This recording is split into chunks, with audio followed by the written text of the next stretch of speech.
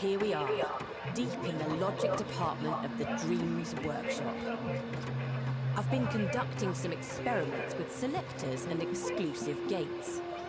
Cuthbert can never make his mind up, so learning these should help. Oh, Cuthbert, what a mess. This is an advanced tutorial, so I hope you've already learned the basics of creating logic. Selectors and exclusive gates are used for choosing different options in logic. The simpler of the two is the selector, so we'll look at that first. In front of Connie is a rotatable bridge, alongside a button that opens the door on the next platform. These arrows are grabbable by the imp. We'll use them to control the selector. Open up the microchip next to Connie. Wow, that's a lot of gadgets. But if we take a closer look, it's actually quite simple. There's 3 grab sensors on the left. We can tell by the hand icon. The grab sensors detect when the arrow buttons are grabbed by the imp. If you hover over them, you'll be able to see which button they control. On the right, there's 4 keyframes that store the rotational position of the bridge. Try selecting them and you'll see what I mean. If you select more than one at a time, their effects will average out. You can use the circle button to deselect. To connect the 3 grab sensors to the 4 positional keyframes, we're going to use a selector. In the assembly menu, select Gadgets, then open Logic and Processing. Find the selector, then select it with X. Stamp one in the center of the microchip canvas, between the grab sensors to the left and the position keyframes to the right. Then unequip the gadget with Circle. In the next step, we'll set up the selector.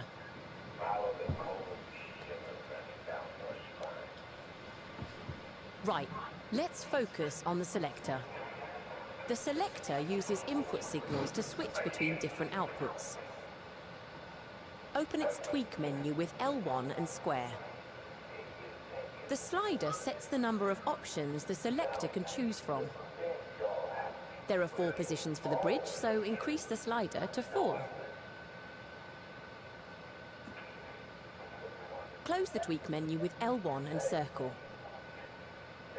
The selector is much bigger now, with lots more ports. On the right edge of the selector, there's 4 output ports. Create wires on the output ports with R2 or X and connect a keyframe to each one. Make sure you keep the keyframes in order.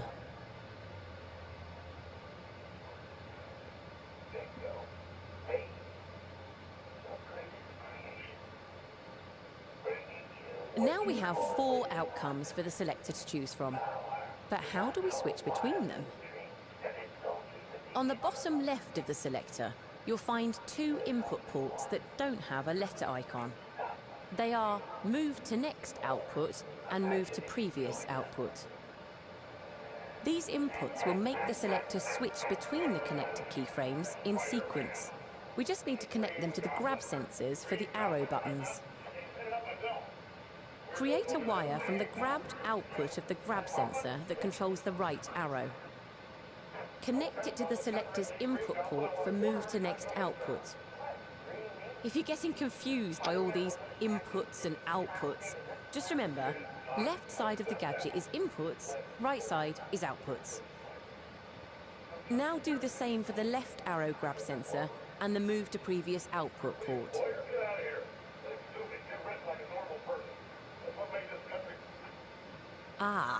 We still need to connect the up arrow's grab sensor. Why don't we use it to reset the bridge? You can directly select outputs by connecting to the corresponding input. Create a wire from the grabbed output of the up arrow grab sensor.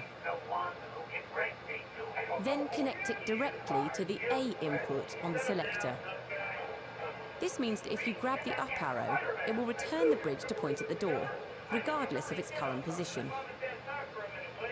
Now switch over to play mode to try out the controls. Use the arrow buttons to rotate the bridge so Connie can reach the button. Don't try and rotate the bridge with Connie on it though. She's only safe when she's on the blue circle in the middle. Once the door is open and she's back on the blue circle, grab the up arrow button to return the bridge back to its starting position. When Connie is across the bridge, return to edit mode and start the next step.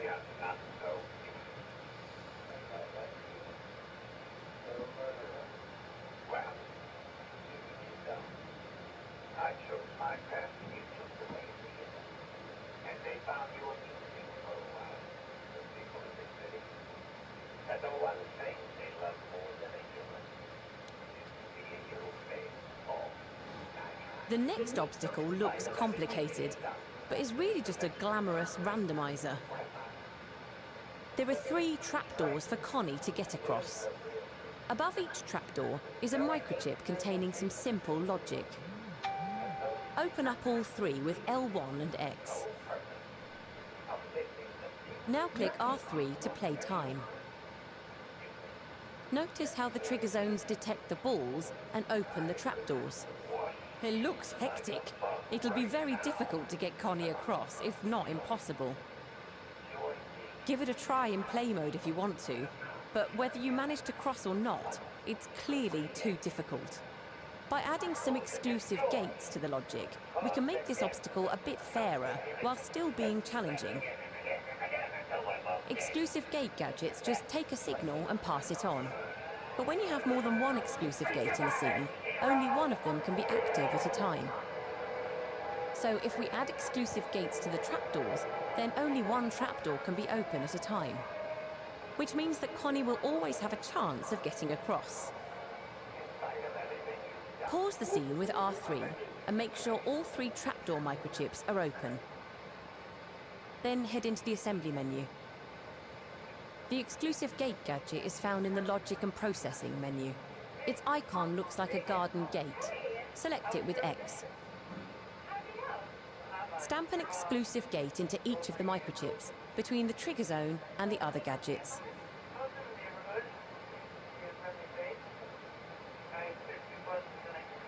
Unequip your imp with Circle, then delete all the wires coming from the 3 trigger zones. In the next step, we'll connect the exclusive gates to the logic.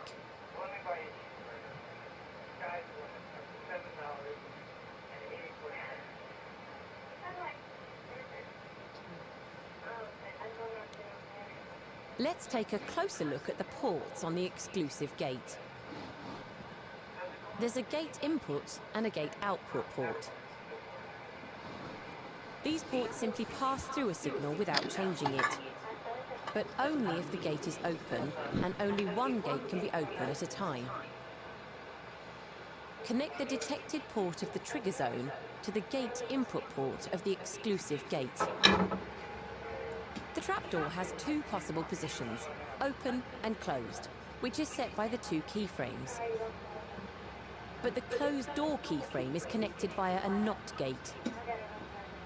NOT gates are shifty little gadgets.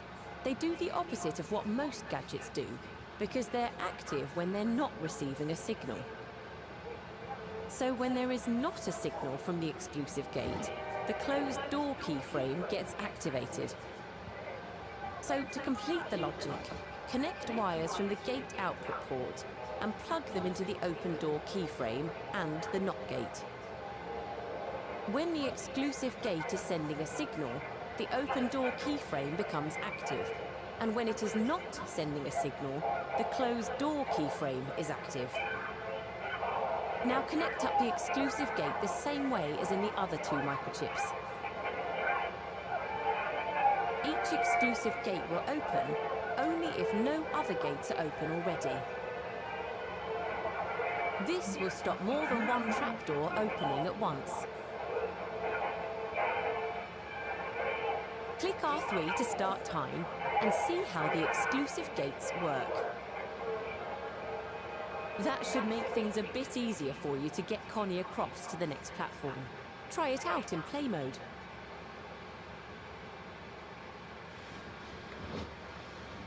Once Connie is across, return to edit mode and start the next step.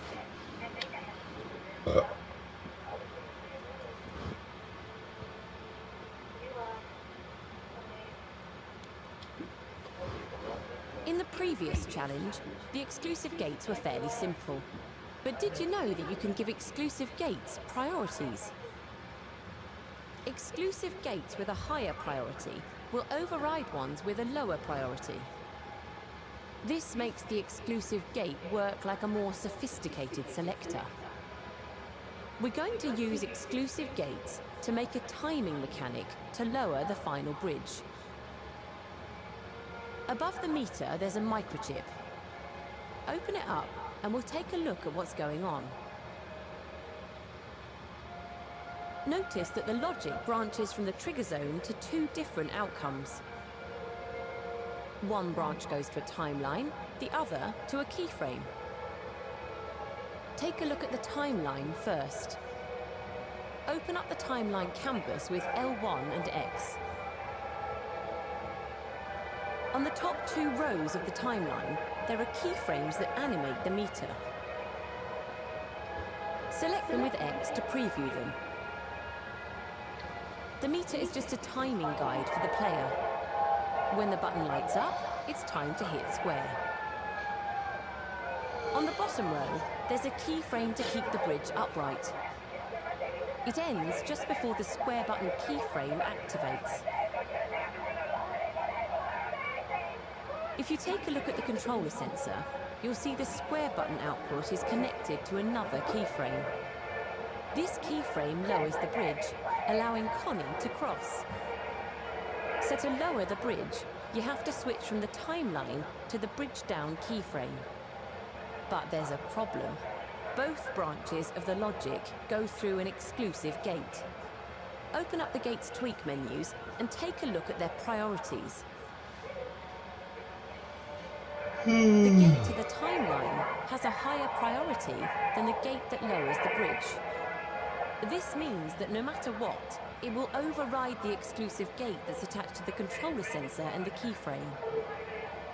To lower the bridge, we need to change the priority of the second exclusive gate, but only when the player hits square with the right timing. We'll do all this with one keyframe. When you're ready, move on to the next step.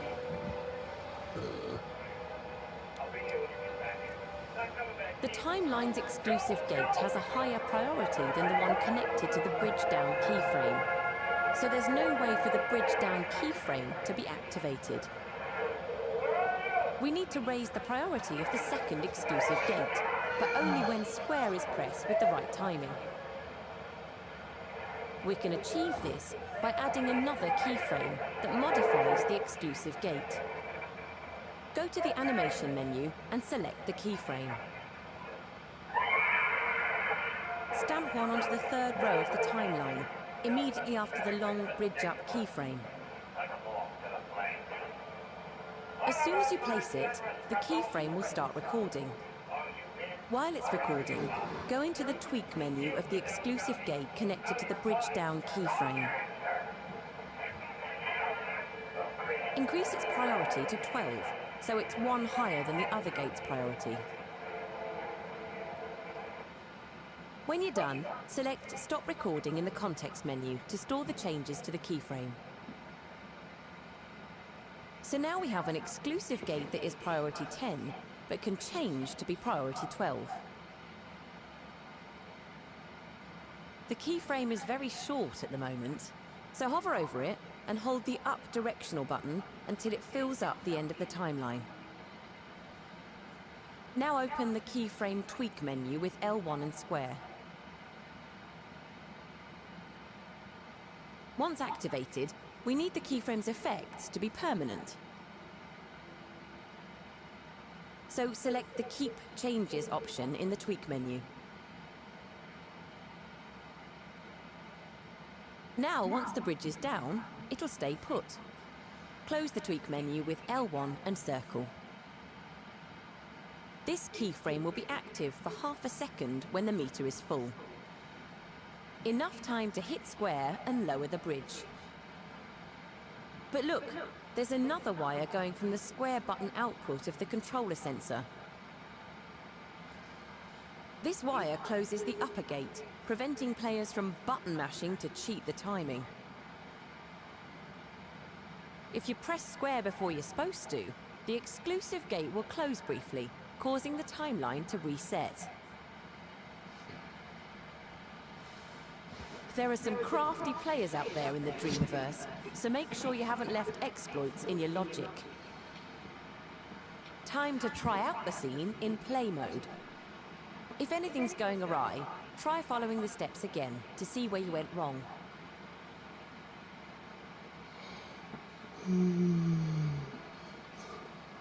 Once Connie can reach the final platform, breathe a sigh of relief. You've completed this tutorial.